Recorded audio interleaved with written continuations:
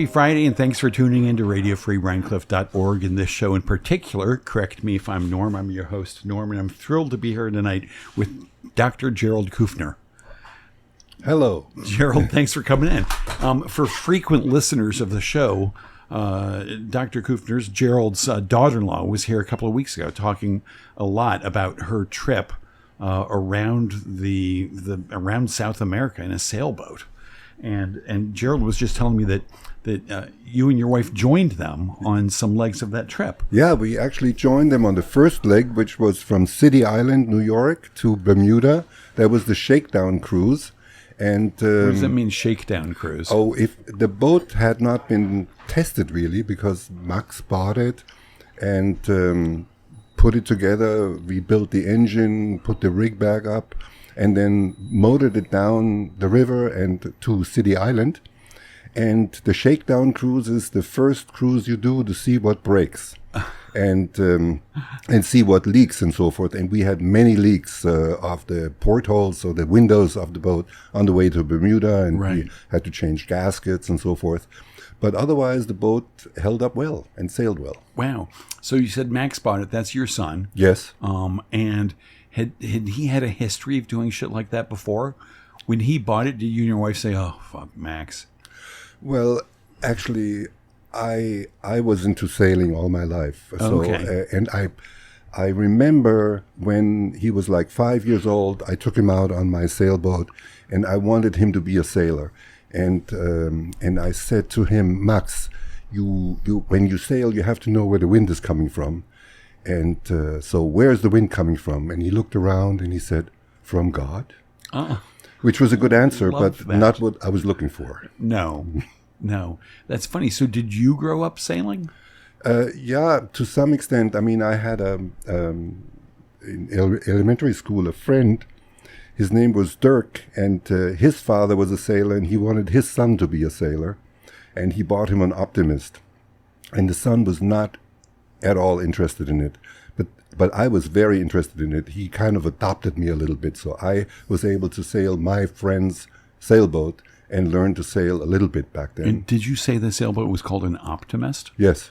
What a lovely name. And what kind of a boat is an Optimist? It's a very small wooden plywood boat. You can get the plans for free and build one in your garage if you want. And they are still around. Kids learn how to sail on them everywhere, even in Kingston Sailing Club or at Kingston Sailing School over in Kingston. Right. How sweet is that? And so where was this boat this Optimist that you were sailing as a child? That was on the Lake Starnberger See, which is a small lake south of Munich. Okay. And did you grow up near there? Yeah, relatively close to it. Yeah. And what kind of a place did you grow up in? Well, I grew up in a very small village by the name of Oedenpullach. There were 3 farms there. And then our house, my mother ran a dog kennel. And she boarded dogs when people went on vacation. So I grew up with a lot of dogs. That's funny. Do you have a dog now? No. Have you ever had a dog as an adult? No, I always liked dogs, but I never wanted another one because there were just too many in my life. Right. What a funny thing. And do you have siblings? Yes, I have an older brother who took over the dog kennel, and now his daughter has it. It still exists and is very successful. Wow. And I have another half-brother, Peter. He lives in Vienna, and he's our cartoonist for a newspaper. Oh, wow. What fun. Yeah. And so you grew up in this small rural town. Is it similar to Rhinebeck at all in terms of its size, or much smaller? Essentially, 30 people live there. Oh boy! Yeah. Wow. And did that town have elementary school and high school? No.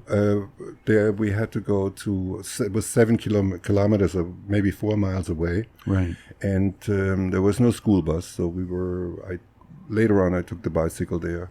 And before I was able to ride the bike for that distance, my mother drove us there. And when I was after 4th grade, I was sent to a boarding school. Oh, okay. And where was that? Still in Germany? That was in Germany, yeah. In in Bavaria also. It's all this is south of Munich. And the first boarding school I was at, I didn't like it at all. I had the absolute record in escaping there and coming home. I think I had 30 escapes or something like that. And what was an escape like? Oh, I just essentially just hitchhiked home. You'd walk out, because it wasn't a prison. Yeah. So you could come and go as you pleased. And how old were you when you perpetrated your first escape? The first I did actually in when I was in daycare. I walked home 7 kilometers. So this is like 4 years old? Something like that, yeah. And my mother was called. She told me that later. And she was called by the police and said I was missing. And they were concerned because they didn't know if I was victim of a crime. Right. And I just had walked home. And in order to... I didn't walk on the road.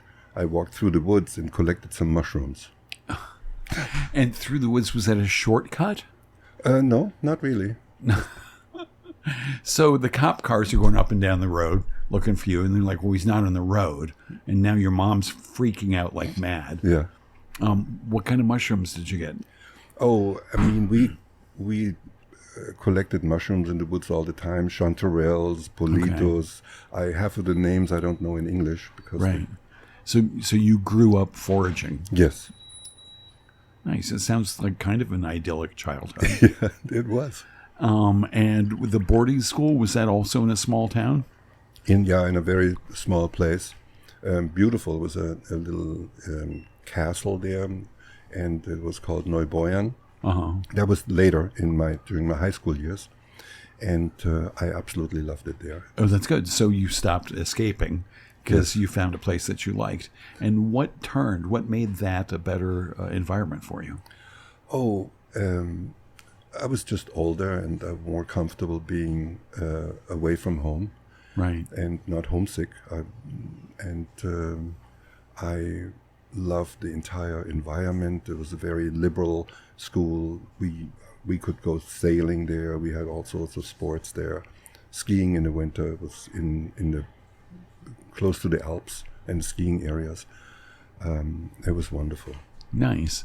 And do you still ski? Yeah. Nice. And do you ever go back and ski on the slopes of your youth? No, I haven't done that for quite some time. I did about 20 years ago, and then and since then I've gone out west a couple of times. But for the most part, I just go to Bel Air. Bel Air. Yeah. Bel Air's a great mountain. I like it too. Yeah, it's really good. Slightly less crowded than, say, Hunter. Yeah. What a treat. So you're there, you're at this boarding school, you're like enjoying yourself. What happened next? In Germany, do people specialize at that age, like 17, 18? Are you in a school that's sort of feeding you in a certain direction, or is it general studies? It's mostly general studies, but you have to focus on 2 fields or something like that. So I did that in biology and art history. I don't know. Art history wasn't really all that. Was because I liked the teacher. And right. Biology was really sort of my interest. Uh-huh. And how did that come about? How did you end up getting interested in biology? Well, I wanted to become a veterinarian at the time. And I'd always animals and interested me. Right.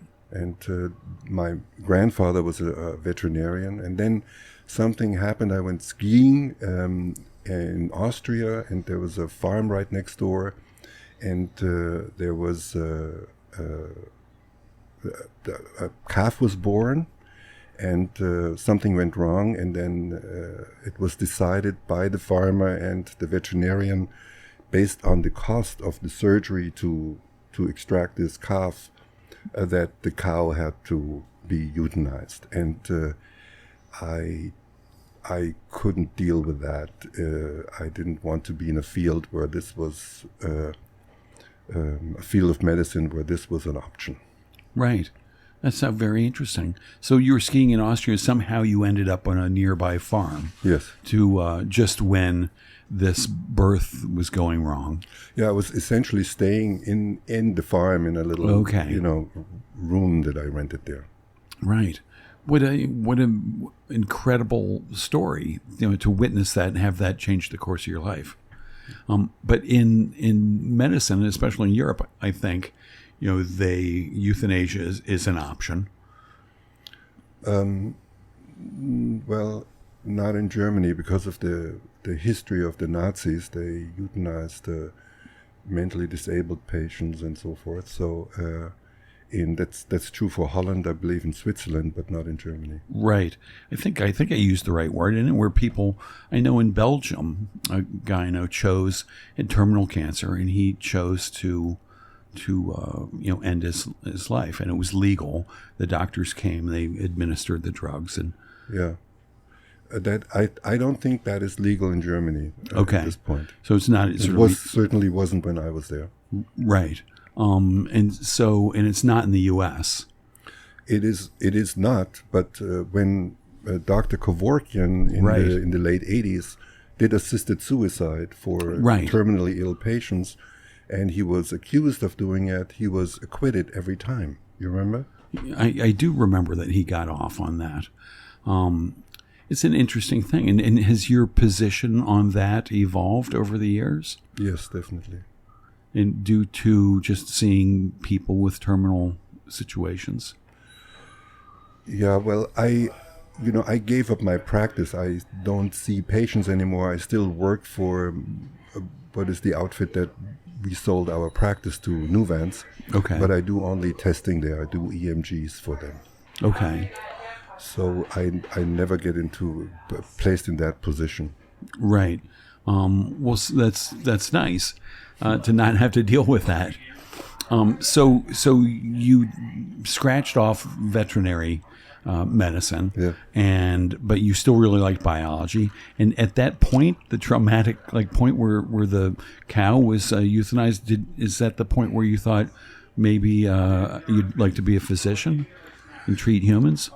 I didn't really know. I think I wanted to become a physician during the last 2 years of high school, and I had to clean up my act. I wasn't a good student, but it's hard to get into medical school, so I had to, get good grades and so forth. So I put some effort into it. And was that the first time in your academic career where you really buckled down but it worked out? Yeah. So you turned your grades around, and I'm guessing you have to take some sort of standardized test to get into medical school? No, it's based on the high school diploma, and every high school in the state of Bavaria has the same testing. So and then a grade average is established, and if the grade average is a certain point average, then you get into medical school. If not, then you have to go elsewhere. But is there college in between high school and medical school, or do you sort of leave high school and start on that path? You leave high school and go to that path, and it's sort of a pre-med. You do, physiology, biology, anatomy, and so forth, and that's the first 2 years. Then you take one test, and then comes the clinical work after that. Wow. And so how long a process is it? 6 years. It's 4 years in this country, but then there's college before that. Right, plus the 4 years of college. Yeah. And then 4 years of med school, and then years of residency, right? Right. But those, I started my residency in Munich at the University Hospital, but then I did the so-called ECFMG examination, which allows foreign medical graduates to apply for residencies in this country. And I wanted to come to this country because my father was living here, and I wanted to get to know him more and spend more time with him. So he lived in Ithaca at the time. Okay. And so I applied to medical schools close by, Albany and Syracuse, and Albany was the better one. So I went to residency in Albany. Right. Well, I love that. You mind if I ask about your father? You said your mom ran the kennel. Yes. Making me wonder, where's Dad? Was he in Ithaca the whole time? Yeah, my father, He was born in Germany, and then he was born in 1927, and so he was a soldier doing air defense, flak, in Munich when he was 17 years old. And then the war was over in 1945, and all the schools were destroyed, and he was summoned to build up the schools and essentially just erect them or just fix them enough that they could start teaching again. Right. And then the American forces were in charge in Bavaria, and he had his high school diploma was the best in the state of Bavaria. So the thank you of the American forces was that he could go to the United States to a college for 1 year, and he did that. Wow. In which college did he go to? Ithaca, in Cornell. Cornell, okay. And just 1 year? Just 1 year. So let me back this up. He was in the Army during World War II, yes, fighting for the Germans. Yes. And that seems potentially problematic, but you're describing after the war was over, the Americans sort of welcomed him to help build the schools. This is not the story that gets told. Yeah. Well, I mean, he wasn't a decision maker. They knew that very well. And he was an enlisted man. Yeah, exactly. Right. Or conscripted or whatever. Well, that's very interesting. So he came to Ithaca, went to Cornell for a year. What did he study? Well, I mean, essentially just college, but right. he was always interested in languages, and he became a linguist. And so he was at Cornell. So he went back to Germany, and he met my mother, and then went back to Ithaca to go to college at Cornell. My brother was born in Ithaca. And then after that, he did his PhD at Harvard, and I was born in Boston when okay. they were there. And shortly after I was born, essentially 6 months after I was born, my parents split up. My mother took the two kids home to Germany, and I grew up there entirely. Okay. How interesting. So what kind of contact did you have with Dad during the first 18 years? Well, when we were little, I know, using the telephone across the pond was just extremely expensive. So, and we couldn't write letters. So they sent reel-to-reel tapes to each other, my mother and him. And they took like 6 weeks to come. My father would speak on the tape, and then we would babble back on the tape, and we send him back and forth. And once a year, he came to Germany, and we saw him for a day or so. Right. And then he tried to get sabbaticals, and he was in Cologne once, he was in Berlin once, in Istanbul once. And when he was there, we saw him more often.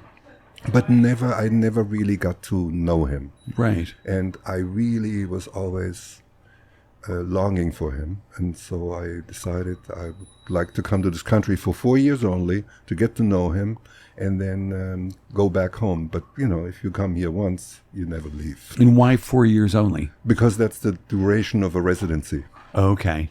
So you finished med school in Germany, in Munich, is that what you said, or Berlin? Yeah, Munich. And at that point, did you know what you wanted to specialize in?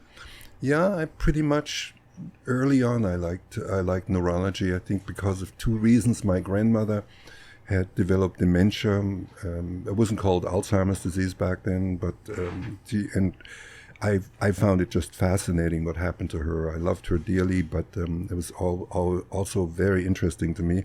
And I liked neuroanatomy, and nobody else liked it, so I figured that's got to be something that is good for me. Neuroanatomy, that's the actual nerves and how they are in the body. Exactly. How they spread out and... And so did you have in med school, as I know they do this here, you get a cadaver and you're learning all the anatomy by dissecting. Exactly. That's what we did, yeah. We're going to ask a little aside. What are you going to do with your body when you pass? I was going to just cremate it and... Right. And why not donate it to med school or medical science? I could do that. Yeah, I have no issue with that. I certainly right. would. And so did you have your own cadaver, or you and a fellow student? We were 6 on a cadaver. Okay. And so now thinking about you being sort of turned off by this calf and the difficult birth. Were you squeamish at all? No. It's interesting. You would think. I mean, initially, the first encounter with the cadaver is really odd because you see the person, but you have so much to do, so much to learn that you completely forget that there is this cadaver. It's just an object that you study. This vessel that once held consciousness. Yeah. Well, let me ask this while we're there. Where does consciousness come from? How does that exist in our bodies? Well, it exists in the brain, obviously. Yeah. And I think it's developed through a combination of education and experiences as a young and older person. It's just a constant and evolving thing. Right. The sum of all your experiences and learning and stuff. I think so. And did those kinds of questions about, consciousness and a soul, say, did they help you become attracted to neurology? I think what attracted me to neurology was just a very interesting combination of illnesses. Right. Mind you, when I was going to medical school, many of the illnesses that we now can treat were not really that treatable. We saw somebody who had a stroke, we diagnosed them clinically and then confirmed it with testing such as CAT scans and MRIs. And there's nothing we could ever do about them. Now we have much better tools to treat multiple sclerosis, epilepsy, movement disorders, and stroke. Right. That must be amazing to have been working in the medical field while these advances were being made. Yes, absolutely. Huh. So you decide to specialize in neurology, and you apply to Albany because it's close to Ithaca. Did they have a good residency in neurology? Yes, excellent. Okay, good. That's good luck. Yeah. And so, what is that like? You land. You don't really know anybody. I mean, your dad's what is Ithaca, like 120 miles away? Yeah, something like that. And you don't really know anybody in Albany. No. Did the school put you up? And I mean, how did you land and what happened next? Yeah, I landed and I was just blown away by how hot and humid it was, because it was quite different, the climate. Right. But you get thrown into the work so much. I rented an apartment and that wasn't furnished, so I bought a few things so I can live there. And then I went to work, and as an intern, you have to work so hard. Every third night on call, every Saturday, every other Sunday. It was absolutely brutal. And you work with your other fellow interns so closely together that they become your family, your friends, you are everything. Right. So I had no lack of friends there. Okay, that's nice. Yeah. You're just thrown together. And when you're thrown together, is everybody like thrown together on everyone's first day? Yeah, pretty much. And but obviously there's above you there's other residents that are a year longer in the field, and there's the chief resident. You learn from them. Everybody learns from somebody else, and then you have the attending who rounds with you and teaches you. You're so immersed in the medical field as a resident and as an intern that you're constantly learning something. Right. It doesn't sound like there's any time to be bored. No, there was no such thing. Did you, or even to question your direction? Yeah, there were some people that had burnout, and mostly the ones that were a little younger. Unfortunately, they couldn't deal with it. Huh. And was there ever? Did people ever consider like switching specialties? And was that difficult? Or initially, there's only two internships. One is in medical and one is in the surgical field. And so even if you're a neurologist or become a dermatologist or a cardiologist, you will have the same internship. if you're a surgeon, an orthopedic surgeon or a oral surgeon, you will have the surgical internship. You have to kind of feel or have to know if you want to be in the surgical field or in the non-surgical field. Okay. And that first year is the same otherwise. The first year is that. And then in the second year, is that when you slid into like more specializing in neurology? Exactly. Gotcha. Yeah. Huh. And so then 3 more years of internship just solely in neurology? Yes. I mean, that's called the residency then. Okay. And that's a long time. And it sounds like you're working 100-hour weeks. Oh, it's brutal. The first year was the worst, but the way it's built, every year it gets a little better. And the last year you are essentially in charge with teaching medical students and your fellow, interns and that sort of thing.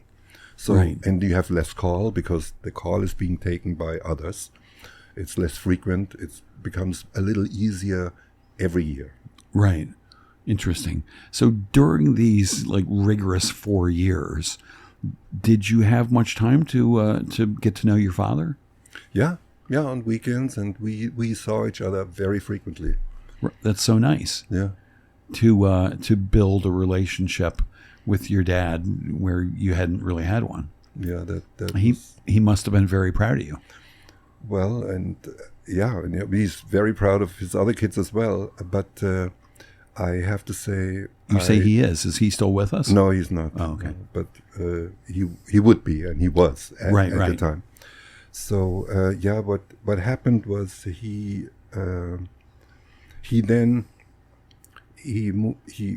went on. He wanted part-time work and spent a fair amount of time in Germany when he was off work. So he worked one semester and not the other. And later on, after he retired, he got an apartment together with his wife, my stepmother. And unfortunately, she died in 2008. And at that time, I didn't want him to live alone in Ithaca. So I brought him to Rhinebeck. We had an extra little house on our property, and he lived with us in that little house for many years. Oh, that's so beautiful. Yeah. And late in his life, then he moved to Germany completely. Okay. And was he friendly with your mom? Yes, actually, they became good friends at the end, and they had, one meal together every week, and they remained in close contact. It's a beautiful story. Yeah, it is. It'd be nice if all marriages that did work out could maintain that level of friendliness, especially parents, adults who have shared children. Yeah, my mother was really remarkable that way. She had a very tough marriage with him and with my father, and yet not once between until we were 18 years old did she say a bad word about my father. Wow. And then what was it? Oh, it was just really psychological abuse that she... So when she thought you were old enough, she shared the story. Yes. Of why it didn't work out and who he was as a husband. Mm-hmm. And how did you take that? Well, I loved them both, so for me that was... It's funny. Yeah, my mom, like as soon as my parents split, started bad-mouthing my dad. I was 17. And I was like, it's not my marriage. Like, that's my dad. I love my dad. You're my mom. I love my mom. Yeah. And somehow had the wisdom to not have my love for them muddied by what she was saying about him. Yeah, that's. I mean, when I talk to couples that split up and have kids, I always tell them there's one thing: you will always be somewhat related because you have kids together, and you better get along. You have to get along one way or the other. The sooner, the better. Right. Well, now you have 3 kids, right? Yes. You're currently married to the mother of those 3 kids. Yeah. Where did you all meet? Where did I meet my wife? Yeah. I Is met it Stephanie? Stephanie, yeah. I met her in 1979 during what is the Munich Carnival. We have a pretty active carnival season there. It's called Fasching. And we were both at the same party. And she was dressed up a very ugly way, and I wasn't interested in finding anybody because I was about to take off from medical school for half a year and travel around the world, and I wanted to find somebody who could sublet my apartment, and she was looking for an apartment, so this is a very romantic story. So I met her the next day, and I was just totally blown away how beautiful she was without that outfit, and I fell in love with her. And so for 3 months before I left, we fell in love. And when I was traveling, this is in '79. Again, there's no cell phones, no internet. Right. I had to write letters. I wrote her a letter every week, and never got a letter back. Oh no. Yeah, but then she picked me up from the airport. Well, that's something. and she picked you up, and you felt that the love was still there and still mutual. Yeah, absolutely. And we have been together ever since. And prior to sharing this right now in the radio, have you ever complained to her about not writing you back? Oh yeah, actually she did write me back. It turns out back then what you did is if you wanted to receive a letter in Bangkok, something, you went to the main post office in Bangkok and said, where's my letters? And right. People would send me letters there, poste restante it was called back then, to the main post office. And I would pick up letters from friends and family and all sorts of people, but never from her. But then when I leave one city, I say I'm going now to Manila, Philippines, send all my letters there. And so I got all her letters, not every week, every month or something, but she wasn't quite as eager as I was. But they all ended up coming to my mailbox in Munich. That your heart must have soared. That must have been that felt pretty good. Great moment to see that. So your time off traveling, you mentioned Bangkok and Philippines. Yeah. You were traveling around that part of the world? Yeah, I started, I took a flight to Singapore and then went through Malaysia to Bangkok, then Chiang Mai, went to Burma for a little bit, went to the Philippines. Wow. And then I went on to fly to New Zealand, and from there I sailed to Fiji, Tonga, and Samoa. Wow. And then I flew to Hawaii and then to America, saw my father, and went back. Went back where? To Germany. Back to Germany. Back to medical school. What an amazing trip. How long was it? 7 months. 7 months. Yeah. It was 5 months short of the trip you started with your son and daughter-in-law. Yeah. What a phenomenal thing. And are you still a traveler? Yeah, I mean, not so much, but yeah, I like to travel. Right. And do you have trips planned? I'm going to Germany to do a bicycle trip with my high school buddies at the end of the month. And then I go to Berlin to inspect my new granddaughter. Oh, boy. Congratulations. So how many grandchildren does that make? 6. That's pretty good. Yeah. And what is that like? How does that feel different than being a father? Well, it's a little different. The 3 grandkids that we have here from Max and Laura, we see them every day because they live essentially on the same piece of land. And we have 2 different houses there. Uh-huh. And we constantly see each other. It's wonderful. And then... What a treat. That's really fantastic. And then Anna, my second daughter, my older daughter, she has 2 kids. And she lives in Berlin, and my youngest daughter also lives in Berlin and has 1 baby just born a week ago. Oh, boy. And what do all of the kids do? So Max is an engineer. He has his own company and does consulting work for 2 companies in New York City. And my older daughter is a neurologist in Berlin. She works there in the largest hospital there, Charité University Hospital. How sweet. Yeah. That must make you kind of proud to have one of your kids choose your profession as their career path. Yeah. And my little daughter, she's a teacher. She teaches biology and physics at an international school in Berlin. What fun. Again, apple not falling far from the tree. So let me just ask, did you Did you collaborate with your daughter on an academic, on a scientific paper? We actually did, yeah. One of the things that comes up on Google, the smoking thrombolysis paradox. Yeah. What a treat that must have been. Yeah, that was really fun. She had noticed this this thing that she works in stroke, and the acute care for stroke is thrombolysis, so we do TPA treatment to dissolve the blood clot that causes the stroke. Right. Does it always dissolve, or can you treat it with a stent? Or it doesn't always dissolve. Sometimes you have to go with a catheter and extract the clot, and sometimes you have to give the lysis, the compound that dissolves the blood clot through the arterial route, not the IV route. So, but she noticed that in smokers, that the clot would dissolve more frequently than in non-smokers. And she called me up and wanted to just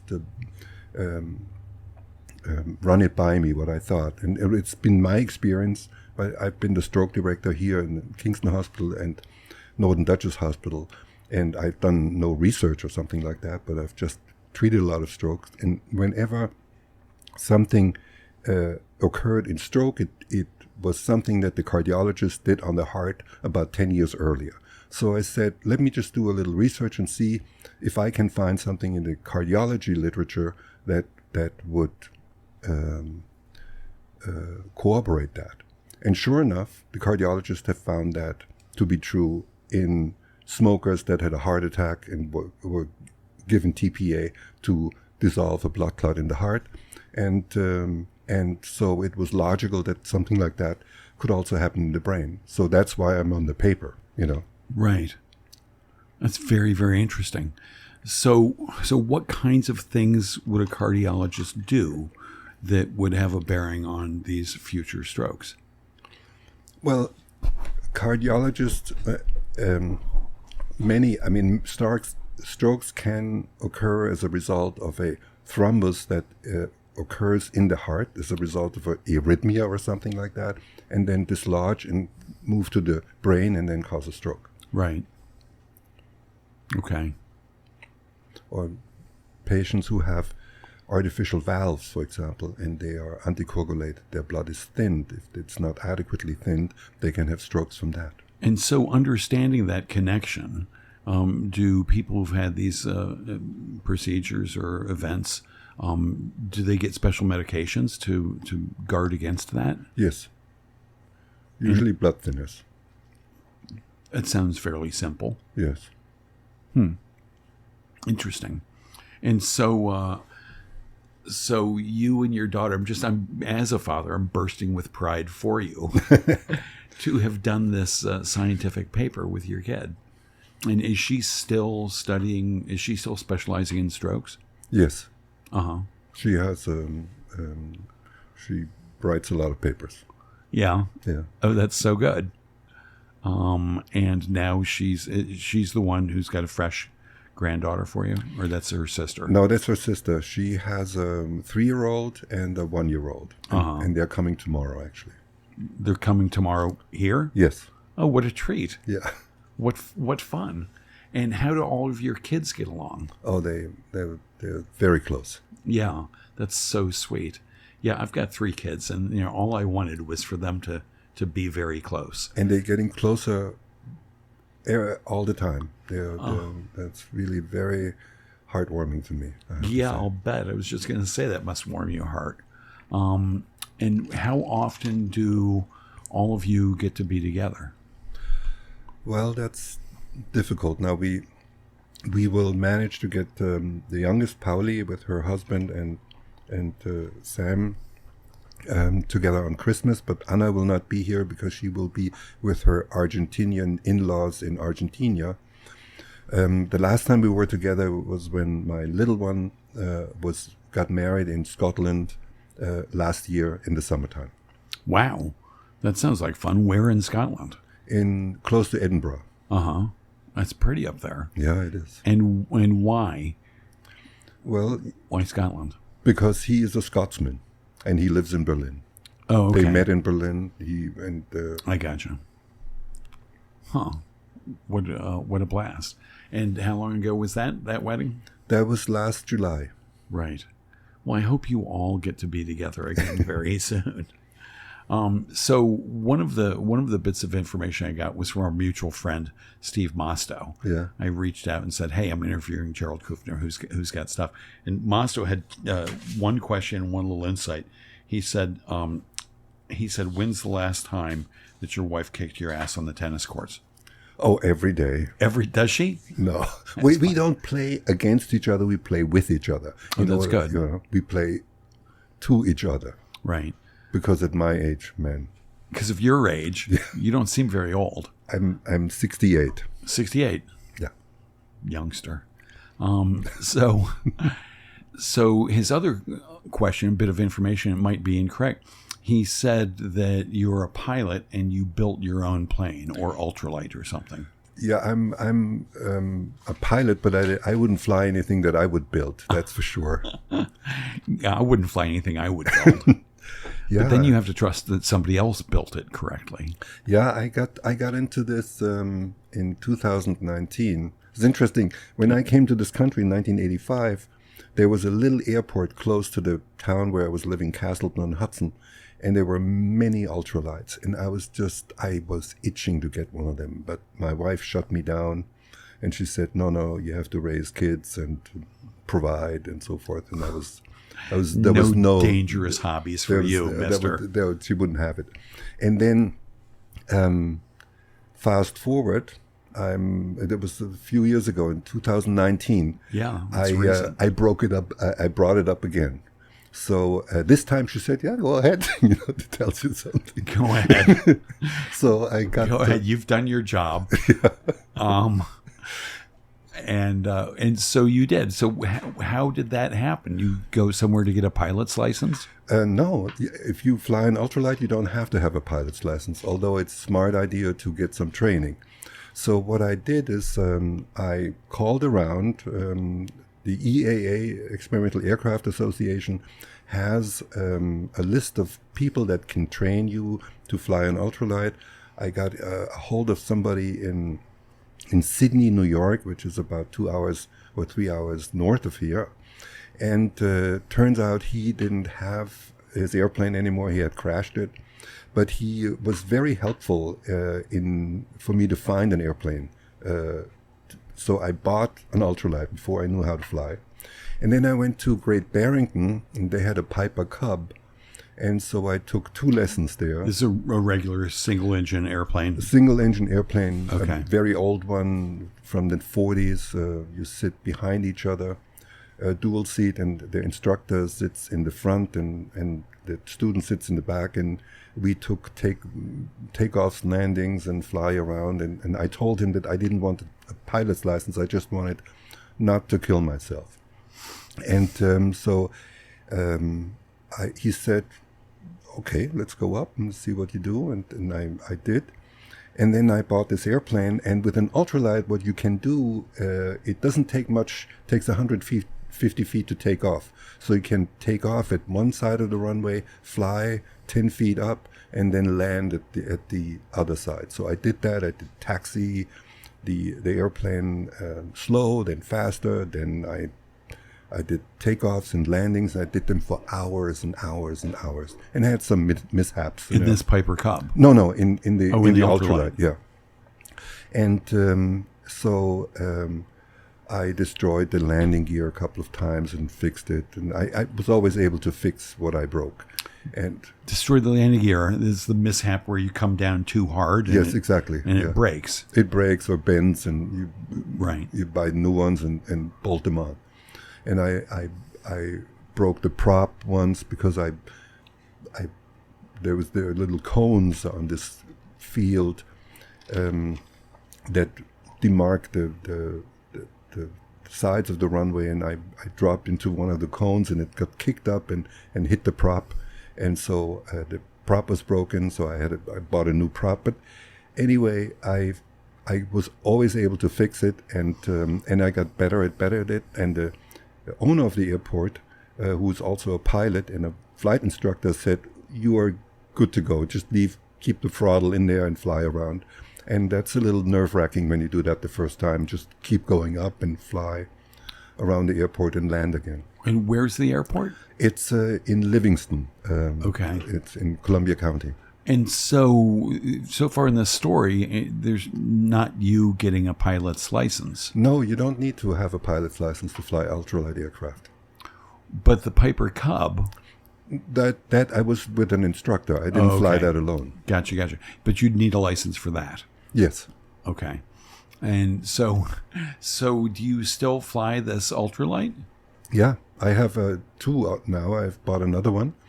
And I fly it 3 times a week or something like that. Love that. Yeah. And what's your favorite route? I've for the most part, I fly very locally. It's all about me being up there flying and enjoying the scenery.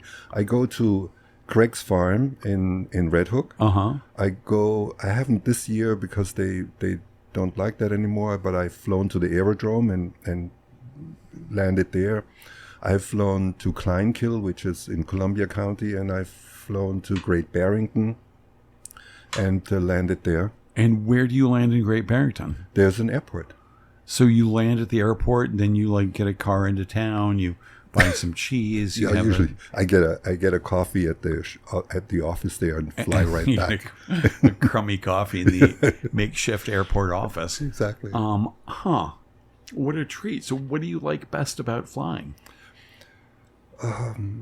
Everything. Just the challenge of doing it to take off. There's always you're always on the edge. Something could happen. It could cut out on you or something like that. It's just very exciting, and it's such a big challenge for me to do it, and I love it. It's absolutely wonderful. That's great. Well, that's kind of like describing a thrill seeker, that you're always on the edge and anything could happen. Have you, prior to that in your life, maybe Stephanie didn't let any of this happen, were you engaged in risky hobbies? No, not really. No, but you are now. It was a long time desire, but a fresh hobby. Believe it or not, I'm just very, very careful about it. I'm very careful. I do my pre-flight. I check the oil. I check the fuel. I check the airplane over very carefully. Right. And if it doesn't feel right, I don't take off and fiddle with it until it works right. And how often does that happen that it doesn't feel right? Oh, it has happened. Once, for example, I started the airplane and then it stopped and I checked everything out. It turns out I didn't have any spark. The ignition didn't work. I removed the magneto that gives you the ignition, sent it out. It was broken and I got a new one. Okay. But it happened on the ground.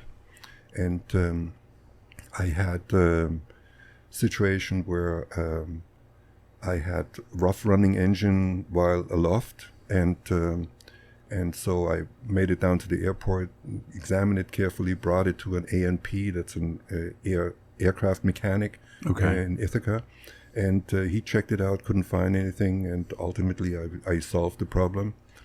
And what was the problem? The problem was that there was the so-called P-lead that shuts on and off the magneto, the ignition system, and one of the spark plug wires were so close together that there was an interference in that. I solved it with a zip tie to zip tie them apart from each other. Zip tie and some duct tape. Yeah. So now it's making me remember your fascination with neuroanatomy. It's seeming a little bit similar, the way you're troubleshooting and diagnosing. And yeah, I enjoy that. Yeah. And have you always been interested in diagnostics? Yes. I love how you answer that without hesitation. Well, when thinking back, when's the first time where you're like, oh yeah, diagnostics, I really enjoy figuring out what's happening? That's the whole fun about medicine. You try to figure things out and then try to confirm it with a test or with something else. But you always try to figure out something mentally on the basis of the history and the physical examination. Right. Huh. So how and what does Stephanie think now that you're finally doing this thing that she forbidden earlier in your marriage. She is pretty confident that I'm very careful with what I do. And mind you, I fly there in Columbia County. Whenever I'm flying, I'm always keeping a field in mind where I can land. I will not die doing this. I know that. I may crash my airplane and mess it up landing in a cornfield or something, but I will find a place to land. Right. So supposing, and how high do you go? What's the maximum altitude you take it? When I had to go to Great Barrington, there's a mountain range, so I had to go up to 5,000 feet. Usually I fly at 1,500 feet because general aviation planes go 2,500 feet, so I'm an obstacle to them. I'm slow, and you don't want to be hit by some schlub in a Piper Cub. No, Piper Cubs. They are usually also pretty low. Yeah. But by the Cessna or Piper Cherokees and stuff like that. And did you ever have any interest in flying the Cessna or Cherokee or bigger planes? Yeah, I took some lessons in a Cessna later on when I was already flying my ultralight, and I was wondering if I should get a pilot's license. But they are relatively boring to fly compared to ultralights. They're not as spirited, and I didn't really want to go that route, And they have cockpits. You're sort of inside. Yes. In the ultralight, are you exposed to the elements, or is there a cockpit of some sort? There is a cockpit. And okay. I have a canopy which I take off in the summertime, so I'm like flying topless now. And you get a sunburn? No. I'm usually not that long, half an hour or something like that. Okay. It's 6 o'clock. I fly early in the morning because the air is calm, there's no turbulence, and it's just beautiful. The what comes? There's no turbulence. Okay. And so does it get more turbulent as the day heats up? Yeah, sure, because then the sun heats up the ground, and then the air rises and it gets bumpy. That makes perfect sense. I never really thought about that. So when you fly in commercial flights, do you try to schedule a flight for early in the morning when there's less turbulence? Commercial flights, these airplanes are so heavy that you get a little bump here and there, or they fly into weather and they can get bad turbulences, as it has happened frequently lately, or not that frequently, but it can happen. That's when you have to fasten your seatbelt. But nothing like in an ultralight. You are bounced around tremendously with a little, with just the heating of the air. So are you ever scared up there? I mean, I'd be scared getting bounced around tremendously. No, not anymore. Initially, it was. My airplane. I'm sitting deep into it. I can't fall out. I'm strapped in with a seatbelt and so forth, and it is very sturdy. It won't fall apart. Does it have a name? Hummel Ultra Cruiser. Okay, that's the brand name? Yes. So you didn't give it a name on top of the brand name? No, I did not. Right. Yeah, I'm thinking about ships. I know that boats have names. Yes. And it's considered bad luck to change a name. And I was wondering if there was sort of the same thing with planes. Planes don't have names, do they? No, they don't. No. I think that's kind of strange that boats would, but planes wouldn't. Yeah, there's the same affection for them. Right. Why don't they have names? We should start that. Well, you should start that. I don't have any relationship to planes. So if you, and I'm going to ask, because as is traditional, you brought a cocktail to the party here, and it's a gin and tonic, and I'm almost done with mine. So thank you. I'm getting a little bit squiffy. What's the German word for drunk? Drunk? Betrunken. What? Betrunken oder besoffen? Betrunken? Betrunken, yeah. Okay. So if you were going to name your plane, your ultralight, what name do you think you'd give it?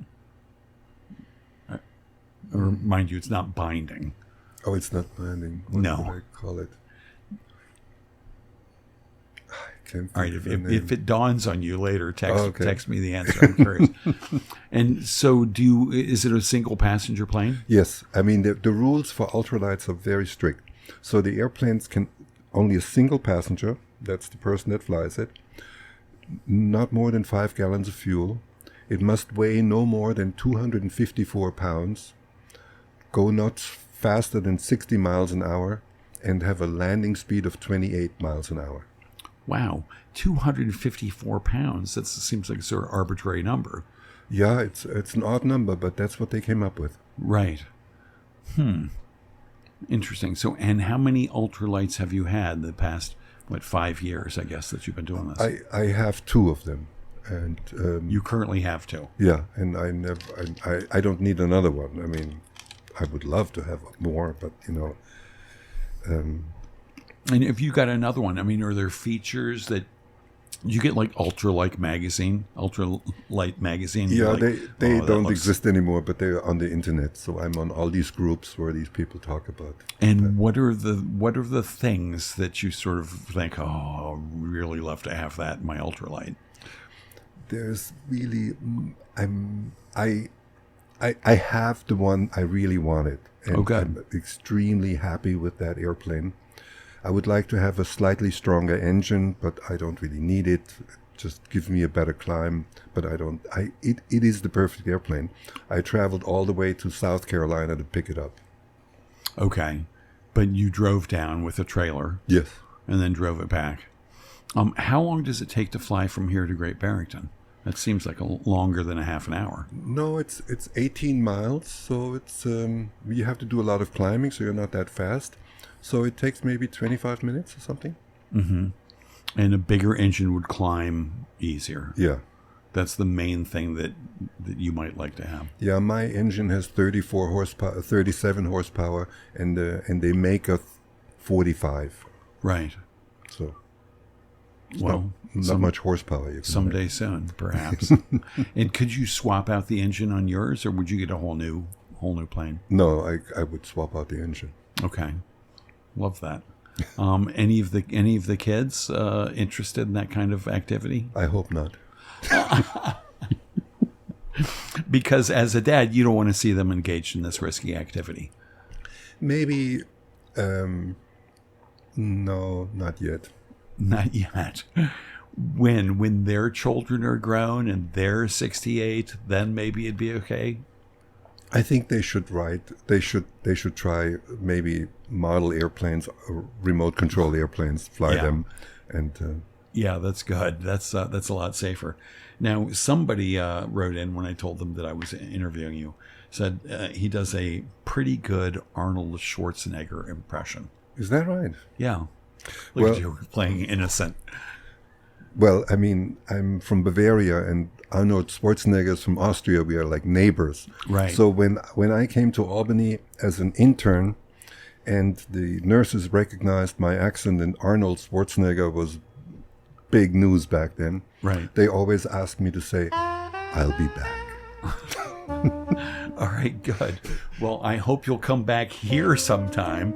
We're out of time. The hour has flown by, he said. It was a lot of fun. Maximum fun. Yeah, so much fun. Dr. Gerald Kufner, thank you so much for being here and sharing your stories. It's been a blast. Everybody else, thanks for tuning in. Have a great Friday and a fabulous weekend. Thank you.